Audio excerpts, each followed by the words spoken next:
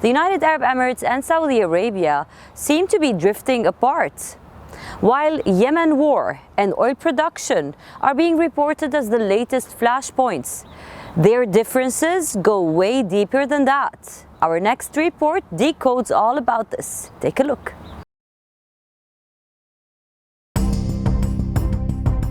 They are still allies formally, but the rift seems to be growing. We are talking about Saudi Arabia and the United Arab Emirates. The roots of the rift between the two Arabian powers are complicated but rooted in myriad geopolitical factors. Foreign investment, influence in global oil markets, and the Yemen war are just some of the flashpoints between the two nations. So what is new this time? Disagreements that used to happen behind closed doors are now out in the open.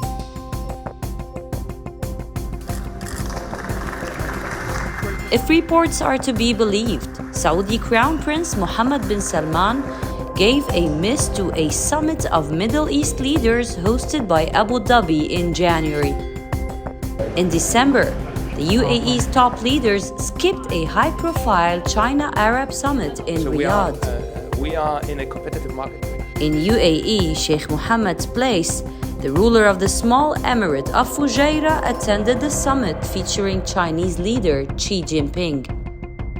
The event was attended by the rulers of Jordan, Egypt, Qatar, and others. There are at least 4 major points of disagreement between Riyadh and Abu Dhabi when it comes to regional affairs. The signing of Abraham Accords between UAE and Israel in 2020. Saudi thinks the agreement marked a major triumph for Israeli efforts to become integrated into the Arab world without any real concessions to the Palestinians. Second, Abu Dhabi's support for the Southern Transitional Council in southern Yemen has been another major source of contention.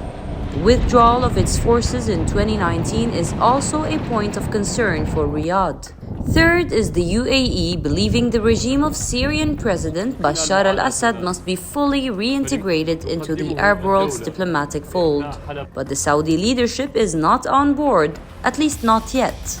And we saw a glimpse of that when Arab delegation visited Damascus last week and met the Syrian president.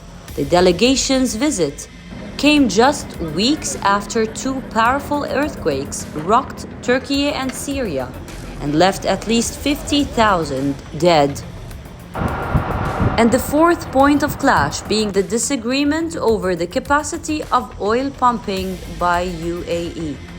The UAE is obligated to pump much less oil than it is capable of, hurting its revenue. It has long pushed to pump more oil, but the Saudis have said no so far.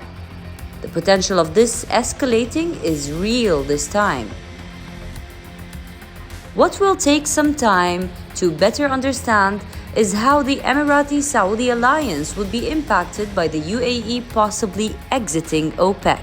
An idea that has been discussed for years in UAE without any action so far, although reports indicate that such claims are far from true.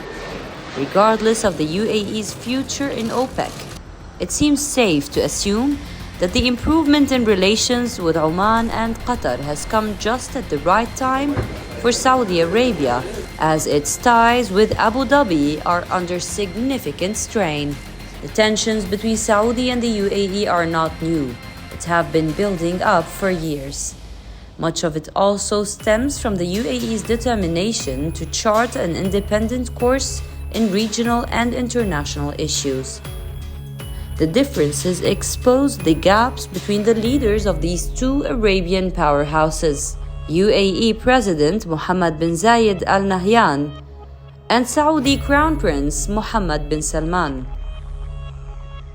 As Saudi Arabia and the UAE attempt to diversify their economy away from oil, follow similar economic models, and find themselves competing in the fields of tourism and investments, it is also making them compete, often leading them to come in each other's way.